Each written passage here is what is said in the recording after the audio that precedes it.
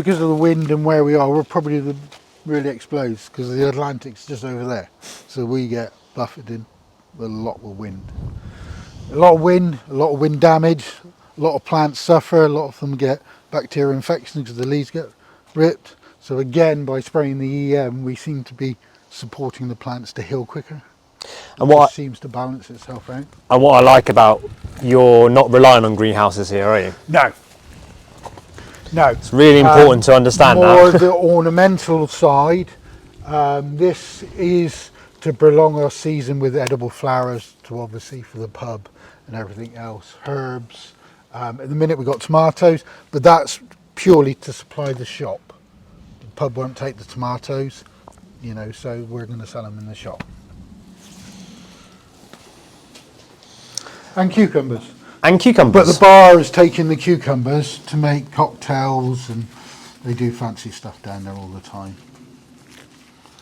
So my little cucumbers are claiming. And do you know what I like to see? There's bees and all sorts of nature in here. Yes. Just buzzing around. So you haven't closed off to nature, you've No. incorporated in nature. We've got a tree cabbage growing in it. We've got a perennial tomato plant. We've got evening primrose oil, so it's not all a monocultural, just veg or fruit.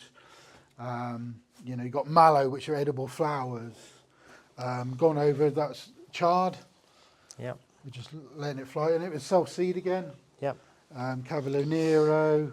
It does make me laugh because I look at this and most people would say, God, it just looks a mess. But actually there is a lot of logic in this, isn't there? Yeah.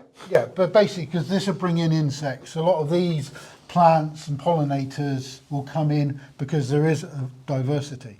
If you only have one or two plants and there's only one or two insects that will probably live in that environment. But by putting all these different things in, you're increasing your balance of Mother Nature. So more predators come in, less pests. Less work for us, it's the whole basis of it all.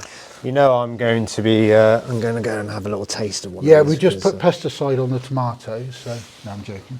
And that's what I like about it, because I know that I can eat these off the vine and not have to worry about it. But So again, cover crop, which is what you see, the trickfoot and the tree cabbage, tree spinach, we just cut it down and that acts as a natural mulch on the ground. Because it's taken all the nutrients out of the ground, so why not put it back in? So it's that whole cycle.